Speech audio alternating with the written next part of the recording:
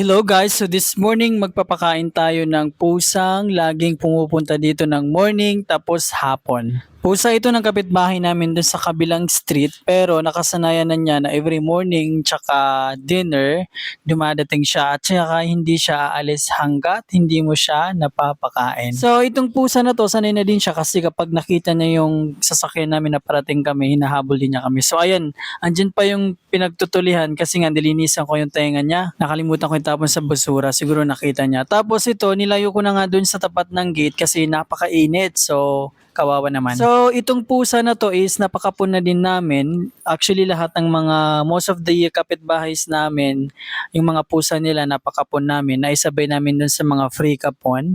Kaya makikita nyo parang medyo nakakat yung tenga niya. At ang nakakatuwa sa pusa na yan, hindi yan uuwi hanggat hindi pa nakakainom. So, kailangan mo siya bigyan ng food, tsaka yung tubig niya kasi hindi siya aalis dyan. So, kawawa naman dahil mainit. Buti na lang may sasakyan, so pumupunta siya sa ilalim. So, lalaki yung pusa na yan, kaya siya pumupunta dyan. At sa mga nagtatanong na bakit nakalagay daw sa profile ko is for dad ako pero wala naman ako mga cats na pinupost. Marami po akong cats, hindi lang ako masyado nagko-content ng mga cats. So ang total na cats ko is 78 lahat. So napakadami nila no.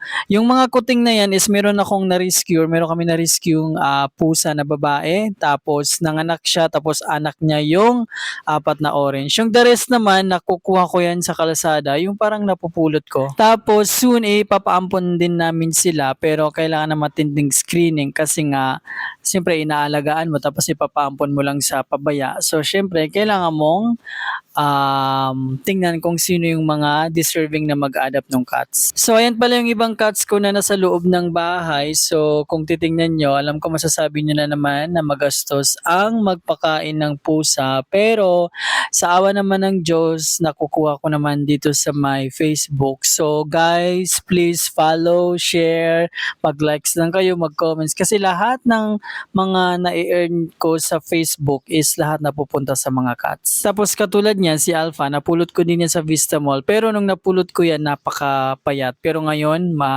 ang taba-taba na niya. Sorry sa words.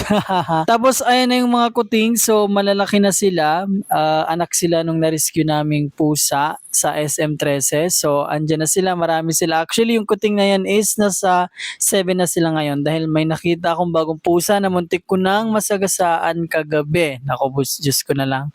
Buti na lang nakita ko. So ako pala si Han ang may maraming pusa. Maraming salamat.